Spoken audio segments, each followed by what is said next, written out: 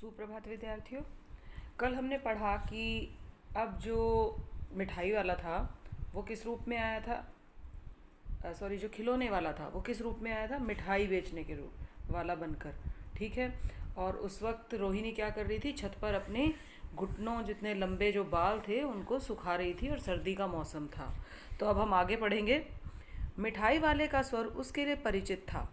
झट से रोहिणी नीचे उतर आई। उस समय उसके पति मकान में नहीं थे, उनकी वृद्धा दादी थीं। रोहिणी उनके निकट आकर बोली, दादी, चुन्नू मुन्नू के लिए मिठाई लेनी है, ज़रा कमरे में चलकर ठहराओ। मैं उधर कैसे जाऊं? कोई आता ना हो, ज़रा हटकर मैं भी चिक्की ओट में बैठी रहूंगी। दादी उठकर कमरे में आकर बोली, ए मिठाई वाले, इधर आना। मिठाई वाला निकट आ गया, बोला, कितनी मिठाई दूँ माँ? ये नए तरह की मिठाइयाँ हैं, रंग बिरंगी, कुछ कुछ खट्टी, कुछ कुछ मीठी, जायकेदार, बड़ी देर तक मुंह में टिकती हैं, जल्दी नहीं घुलती। बच्चे बड़े चाव से चूसते हैं। इन गुणों के सिवा ये खांसी भी दूर करती हैं। कितनी दूँ? चटपटी गोल पहलदार गोलियां हैं, पैसे की 16 देता हूँ। सुनिए, अब क्या था कि मिठाई वाला आया जब, तो रोहिणी ने उसकी आवाज़ सुनी और उसको मिठाई वाले का स्वर जाना पहचाना, परिचित मतलब जाना पहचाना सा लगा। और उसने उसे उस समय वह मकान की छत पर थी और उसके पति घर पर नहीं थे। और उनकी जो वृद्धा मतलब उनकी बूढ़ी दादी थी। रोहिणी ने उससे उनके निकट आकर, उनके पास आकर कहा कि दादी, चुन्नू मुन्नू के लिए मिठाई लेनी है, ज़रा मिठाई वाले को ठहराओ, कमरे में बैठा दो, मैं उधर नहीं आ सकती। उसने ऐसा क्यों कहा? बेटे, पहले समय में क्या था कि औरतें आदमियों के सामने या घर से बाहर कम ही जाया करती थीं। तो औरतें जो हैं बाहर आकर सामान नहीं खरीदती थीं। ऐसे में वो चिक के पीछे, चिक बताया था ना मैंने बेटे आपको, कि बांस की तिलियों से बना हुआ पर्दा, वो उसकी ओट में खड़ी होकर उसने कहा कि मैं चिक के पीछे खड़ी होकर ही सुनती रहूँगी या देख लूँगी। ठीक है। दादी उठकर कमरे में आकर बोली, ए मिठाई वाले, इधर आना। तो दादी ने क्या किया, कमरे में आकर कहा कि मिठाई वाले इधर आओ। तो मिठाई वाला आ गया, बोला, कितनी मिठाई दे दूँ माँ? तो ये नए तरह की मिठाइयाँ, उसने अपनी मिठाइयों की विशेषता बताते हुए कहा कि ये रंग बिरंगी हैं, कुछ कुछ खट्टी हैं, कुछ कुछ मीठी हैं, जायकेदार मतलब स्वादिष्ट, बड़ी देर तक मुंह में टिकती हैं, यानी एकदम से मुंह में जाकर नहीं घुलती, बड़े आराम से उसको मज़े लेकर खाया जाता है और ये मुंह में जल्दी से घुलती नहीं है। और वो कहता है कि ये सब गुण तो हैं ही हैं, इसके साथ साथ ये खांसी को भी दूर करती हैं। तो फिर उसने पूछा कि बताओ कितनी दूँ? मैं तो एक पैसे की 16 देता हूँ। ठीक है। दादी बोली, 16 तो बहुत कम होती हैं, भला 25 तो देते। मिठाई वाला, नहीं दादी, अधिक नहीं दे सकता, इतना भी देता हूँ, यह सब मैं तुम्हें क्या, खैर मैं अधिक न दे सकूँगा। रोहिणी दादी के पास ही थी, बोली, दादी फिर भी काफ़ी सस्ता दे रहा है, 4 पैसे के ही ले लो, यह पैसे रहे। मिठाई वाला मिठाइयाँ गिनने लगा। तो 4 की दे दें? दे दो। अच्छा, 25 नहीं सही, 20 तो दो। अरे हाँ, मैं बूढ़ी हुई, मोल भाव अब मुझे ज़्यादा करना आता भी नहीं। अब क्या है कि दादी जो है उससे मोल भाव करने लगती हैं। वो कहती हैं कि क्योंकि मिठाई वाले ने बोला था कि मैं 1 पैसे की 16 दे रहा हूँ, तो दादी ने कहा कि नहीं नहीं, 25 तो दो। तो उसने कहा कि नहीं नहीं, मैं इतनी नहीं दे सकता। तो रोहिणी ने कहा, अरे फिर भी सस्ता ही दे रहा है, रहने दो, कोई बात नहीं। और उसने कहा कि तुम ऐसा करो, मिठाई वाले से कह दिया कि 4 पैसे की दे दो। लेकिन दादी फिर भी कह रही हैं कि नहीं नहीं, ऐसा करो, 25 नहीं देते हो तो 20 तो दे दो। इस तरह वो मोल भाव करने लगी। कहते हुए दादी के पोपले मुंह से जरा सी मुस्कुराहट फूट निकली। पोपला मुंह क्या होता है? जिस मुंह में, जैसे मुंह में हमारे दांत होते हैं ना, तो दांतों से आपको मैंने चैप्टर में पढ़ाया था शब्द विचार में कि हमारे मुंह से उच्चारण किस तरीके से होता है। तो दांतों के हेल्प से भी हम बहुत सारे वर्ण जो है वो बोलते हैं, लेकिन जब मुंह में दांत नहीं होते तो अलग आवाज़ निकलती है। तो उसको हमने बोल दिया, जिस मुंह में दांत ना हो उसको हम क्या कहते हैं? पोपला मुंह। ठीक है। तो दादी के पोपले मुंह से, क्योंकि दादी बूढ़ी हैं तो उनके दांत नहीं हैं, तो वह मुस्कुरा उठी, यानी हंसी आ गई उनको। रोहिणी ने दादी से कहा, दादी इससे पूछो तुम इस शहर में और कभी भी आए थे या पहली बार आए हो? यहाँ के निवासी तो तुम नहीं। अब रोहिणी जो है क्योंकि उसे उसका जो स्वर है जाना पहचाना सा लग रहा है, तो उसके मन में संशय है, उसके मन में विचार आ रहे हैं कि ये शायद वही पहले खिलौने बेचने आया था, मुरली बेचने वाला आया था, तो शायद वही है। तो वह अपने संशय को मिटाने के लिए उससे पूछना चाहती है। ठीक है। उसने कहा कि दादी से कहा कि दादी इससे पूछो कि ये इस शहर का तो नहीं लगता, लेकिन ये क्या पहले भी आया है? दादी ने इस कथन को दोहराने की चेष्टा की। चेष्टा मीन्स कोशिश की। कि मिठाई वाले ने उत्तर दिया, पहली बार नहीं और भी कई बार आ चुका हूँ। रोहिणी चिक की आड़ में से ही बोली, पहले यही मिठाई बेचते हुए आए थे या कोई और चीज़ लेकर? मिठाई वाला हर्ष, संशय और विस्मय आदि भावों में डूबकर बोला, इससे पहले मुरली लेकर आया था और उससे पहले खिलौने लेकर। अब मिठाई वाले ने रोहिणी को बताया कि पहले वह मिठाई बेचने नहीं आया, उससे पहले वो उसने बताया, हर्ष मैंने खुश होकर, और संशय मैंने दुविधा में, और विस्मय आदि मैंने हैरानी में। तो उसने खुशी, दुविधा और हैरानी के भाव में डूबकर कहा कि मतलब क्योंकि उसको खुशी भी हो रही है कि शायद वो मुझे पहचान रहे हैं, और वो हैरान भी हो रहा है कि देखो इन्होंने मुझे पहचान लिया है। तो इस तरह के उसके मन में भाव उठ रहे हैं, और उसने कहा कि नहीं नहीं, मैं पहले मिठाई मुरली लेकर आया था और उससे पहले मैं खिलौने लेकर आया था। रोहिणी का अनुमान ठीक निकला, यानी रोहिणी जैसा सोच रही थी वैसा ही था। अब तो वह उससे और भी कुछ बातें पूछने के लिए अस्थिर हो उठी। यानी रोहिणी जो है अब ये सोच रही है कि अब उसके मन में बहुत सारे सवाल उठ रहे हैं, और वो उनको, अपने सवालों को उससे पूछना चाहती है। वह बोली, इन व्यवसायों से में भला तुम्हें क्या मिलता होगा? व्यवसाय मतलब व्यापार, यानी कि तुम जो चीज़ें बेच रहे हो, क्योंकि वो इतनी सस्ती बेचता था, तो उसने कहा कि तुम्हें इतनी सस्ता बेचते हो तुम सामान को, तो तुम्हें क्या क्या बचता होगा, यानी तुम्हें कितने पैसे बच जाते होंगे? वह बोला, मिलता भला क्या है, यही खाने भर को मिल जाता है, कभी नहीं भी मिलता है, पर हाँ संतोष, धीरज और कभी कभी असीम सुख ज़रूर मिलता है, और यही मैं चाहता भी हूँ। तो मुरली वाले ने क्या उत्तर दिया? मुरली वाले ने कहा कि मुझे ज़्यादा नहीं चाहिए, मुझे कभी खाने को मिल जाता है और कभी कभी खाने को भी नहीं मिलता, किंतु मुझे जो असीम सुख, मतलब जिसका कोई अंत ना हो, ऐसा सुख मुझे मिल जाता है, और मुझे बहुत संतोष यानी सब्र मिलता है, सब्र होता है इससे, और धैर्य मिलता है, यानी उसका मन जो है शांत होता है और उसको बहुत अधिक सुख की प्राप्ति होती है।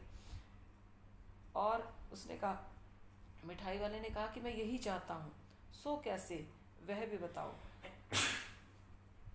अब व्यर्थ इन बातों की क्या चर्चा करूं, उन्हें आप जाने ही दें, उन बातों को सुनकर आपको दुख ही होगा।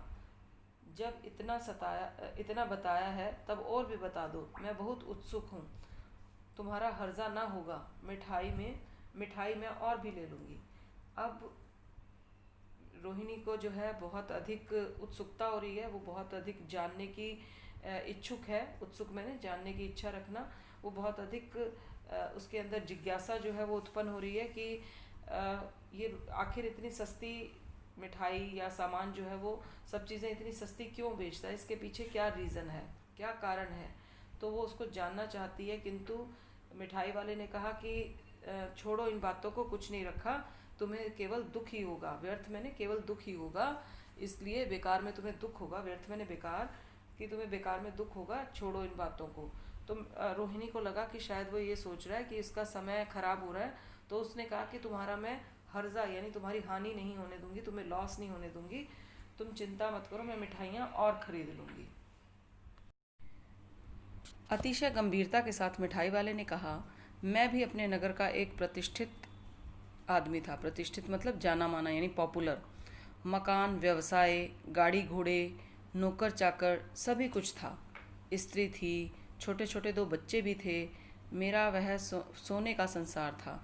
बाहर संपत्ति का वैभव था, भीतर सांसारिक सुख था।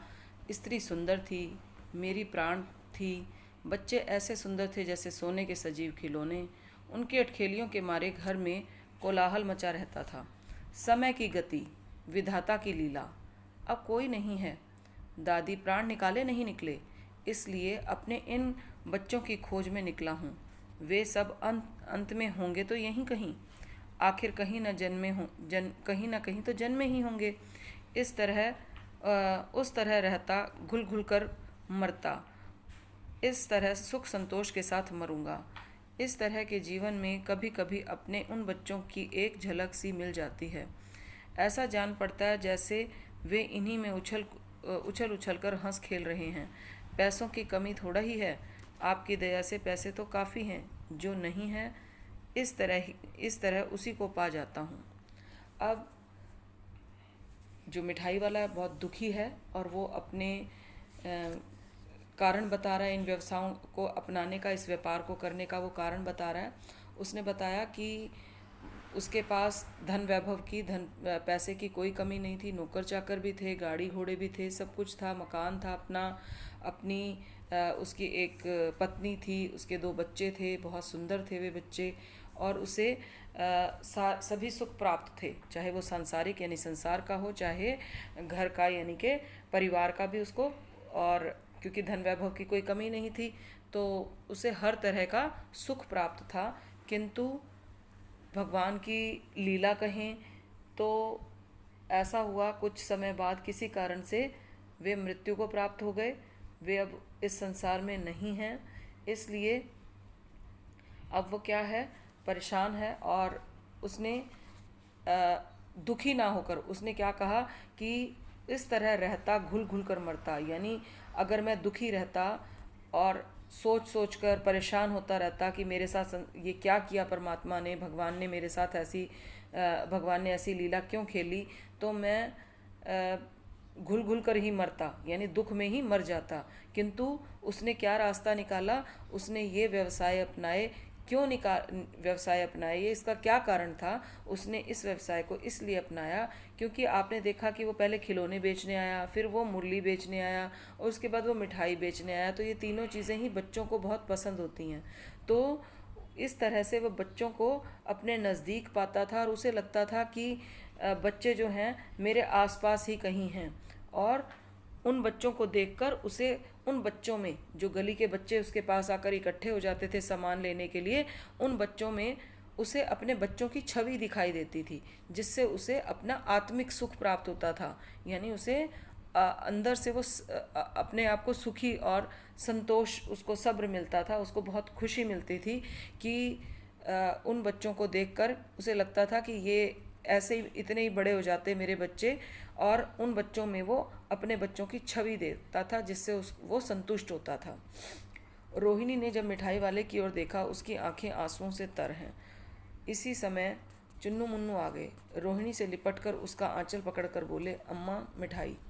अब क्या है, रोहिणी ने देखा मिठाई वाले को कि वह बहुत दुखी हो गया और उसकी आंखें जो हैं आंसुओं से भर गई हैं। और उसी समय क्या हुआ, चुन्नू और मुन्नू जो कि पार्क में खेल रहे थे वो आ गए और रोहिणी से लिपटकर उसका आंचल यानी कि साड़ी का पल्लू पकड़कर बोले कि अम्मा मिठाई लेनी है, मुझसे लो। अब मिठाई वाले ने क्या कहा उन चुन्नू मुन्नू को कि लाओ मैं तुम्हें देता हूँ। यह कहकर तत्काल कागज़ की 2 पुड़ियाँ मिठाइयों से भरी मिठाई वाले ने चुन्नू मुन्नू को दे दी। अब क्या था, इससे पहले कि रोहिणी कुछ कहती, मिठाई वाले ने उन दोनों बच्चों को पुड़िया निकाली कागज़ की, यानी पुड़िया क्या होती है, कागज़ के टुकड़े के अंदर उसने मिठाइयाँ लपेटकर उन बच्चों को दे दी। रोहिणी ने भीतर से पैसे फेंक दिए। मिठाई वाले ने पेटी उठाई और कहा, अब इस बार ये पैसे न लूँगा। मिठाई वाले ने अपनी पेटी उठा ली और रोहिणी से कहा कि अब ये पैसे मैं नहीं लूँगा।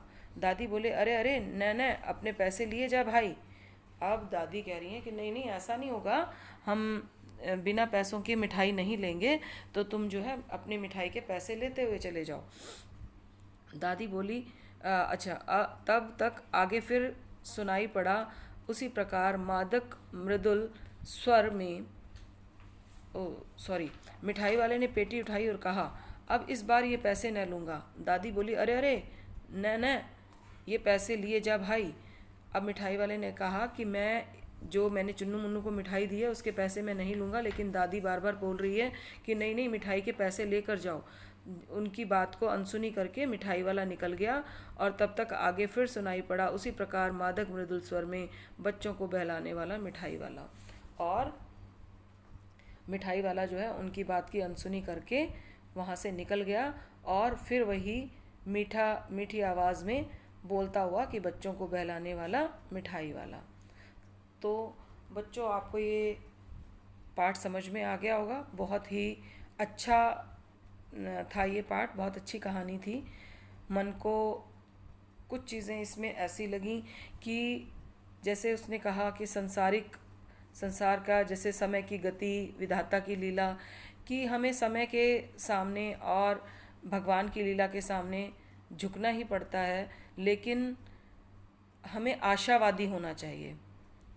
जैसे ये मिठाई वाला जो था वो क्या था, आशावादी था। उसने दुखी होकर जीने से अच्छा क्या सोचा कि मैं इस तरीके का व्यवसाय अपनाऊं जिससे मैं बच्चों को और बच्चों में अपने बच्चों की छवि देख सकूं। तो उसने घुट घुट कर मरने से अच्छा क्या सोचा, उसने इन व्यवसायों को अपनाया ताकि वो खुशियां प्राप्त कर सके। ठीक है, समझ में आया? तो इससे हमें क्या शिक्षा मिलती है कि हमें आशावादी होना चाहिए। ठीक है, तो बच्चों आज फिर मैंने आपको कुछ क्वेश्चंस दिए हैं, तो आपने ये सभी प्रश्न उत्तर अपनी आपकी जो फेयर कॉपी है उसमें लिखने हैं। तो एक चीज़ का ध्यान रखें बेटा कि अब मैंने आपको ये लगभग 25 क्वेश्चन दे दिए हैं, आपने ये सभी फेयर कॉपी में लिखने हैं। नेक्स्ट वीक मैं आपकी कॉपीज़ चेक करूँगी, आप ये काम साथ साथ करते जाएं। पिछली बार की तरह आपने 4 महीने तक भी कुछ बच्चों ने काम पूरा नहीं किया था, तो प्लीज़ अब ये एक एक शब्द के ज़्यादा से ज़्यादा एक पंक्ति के उत्तर हैं, तो बेटा साथ साथ इनको करते जाएं और साफ़ सुथरा लिखें। ठीक है, और साथ साथ ही मैं आपको पिछले दिन के आंसर्स भी दे रही हूँ। किसी का अगर कोई आंसर गलत है तो उसको ठीक करके दोबारा लिख लें। और अगर आपकी कटिंग होती है तो आप बच्चों में क्लास में भी कई बार समझा चुकी हूँ कि उसको पेन से बार बार मत काटा करो, एक कट लगा दो, सिर्फ पेंसिल से लगा दो या पेन से एक कट लगाओ और आगे दोबारा आंसर लिख दो। समझ में आ गया बेटा? तो आपने ये सभी क्वेश्चन आंसर अपनी फेयर कॉपी के अंदर लिखने हैं। I will check your copy next week. ठीक है बेटे? ओके, धन्यवाद।